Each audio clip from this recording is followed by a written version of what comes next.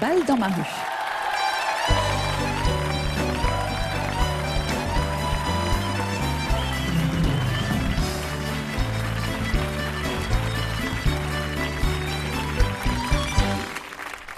Nous sommes en 1943. La France est occupée. Et Piaf fait de la résistance, discrètement, à sa manière. On n'a jamais chanté ses louanges. On ne lui a jamais donné la Légion d'honneur. Et pourtant, elle a agi. D'abord, elle a donné de l'argent, beaucoup d'argent, à des juifs qui se cachaient et qui n'avaient pas de quoi manger. Parmi eux, il y a Norbert Glansberg, le compositeur de Padam Padam, il y a un cinéaste, Marcel Blisten, et puis une de ses amies concertistes, Jura Geller. Piaf a souvent été soupçonné, mais jamais repéré par la Gestapo, jusqu'au 17 juillet 1944, un mois avant la libération de Paris. Elle est arrêtée, soupçonnée d'avoir fait passer de jeunes Français en Angleterre. Faute de preuves, elle est relâchée au bout de 24 heures. Elle a aussi travaillé avec la France libre par l'intermédiaire d'un résistant, Michel Eymer, l'un de ses auteurs-compositeurs. Régulièrement, elle lui envoie de l'argent.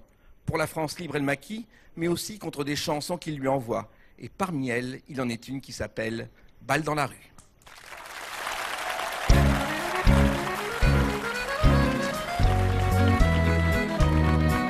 Ce soir, il y a balle dans ma rue. Jamais encore on n'avait vu une telle gaieté, une telle cohue.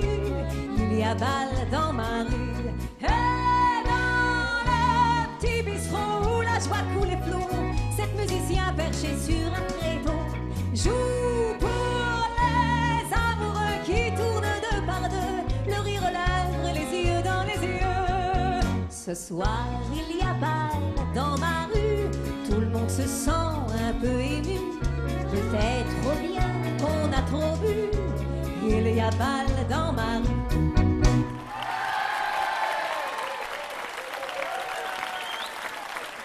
Un comité de résistants l'a confirmé juste après la fin de l'armistice.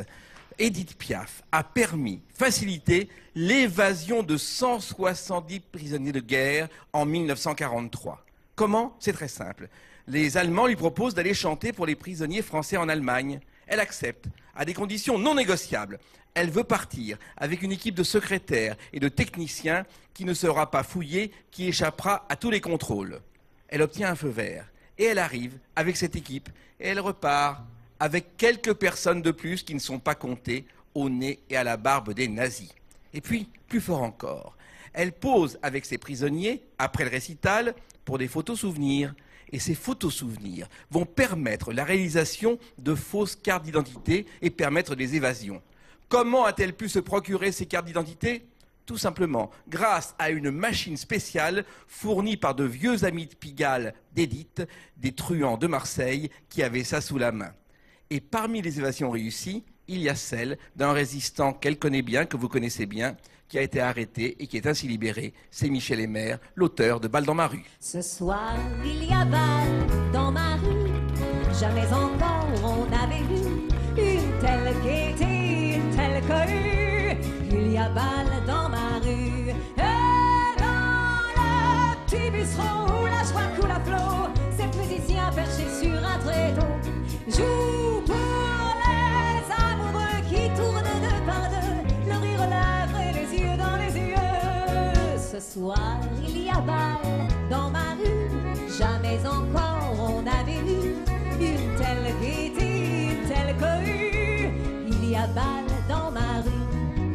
Il y a eu balle dans ma rue.